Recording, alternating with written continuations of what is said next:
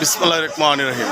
বন্ধুরা সবাইকে ঈদ মোবারক, ঈদ মোবারক, ঈদ মোবারক। আজ 20/3/2026 সাল, রোজ শুক্রবার বিকাল সময়। এখন দেখতে পাচ্ছেন আবহাওয়া খারাপ, আর দেখেন বাজারে প্রচুর মানুষ।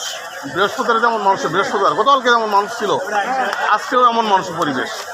গতকালকে বৃহস্পতির কাছে প্রচুর মানুষের সমাগম গেছে, আজকেও দেখেন ঈদের উপলক্ষে মানুষ কেনা বেচা করতেছে, বেচাকেনা করতেছে, আর বিভিন্ন মানুষ দূর দূরান্ত থেকে আসতেছে। সব মিলে এই মানুষের ভরপুর।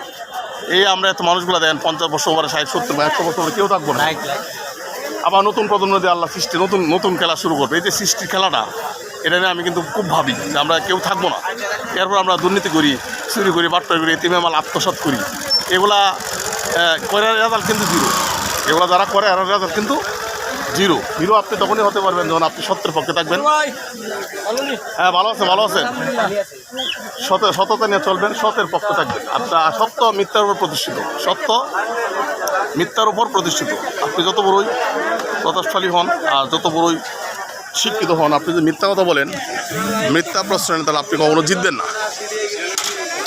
সুতরাং সত্য মিথ্যার উপর প্রতিষ্ঠিত, সত্য মিথ্যার উপর প্রতিষ্ঠিত। সুতরাং সত্যের পক্ষে থাকুন, নিজের সত্য চেষ্টা করুন। আর আমরা দেশ এগিয়ে নিয়ে যেতে গেলে আমরা নিজেকে প্রত্যেকে সৎ মানুষ, ভালো মানুষ হতে হবে, সৎ মানুষ হতে হবে, অনেস্ট হতে হবে। হ্যাঁ, তাহলে সবই সম্ভব।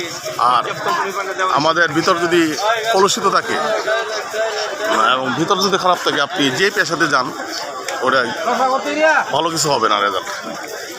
ভালো থাকুন বন্ধুরা। ঈদ মোবারক সবাইকে, ঈদ মোবারক।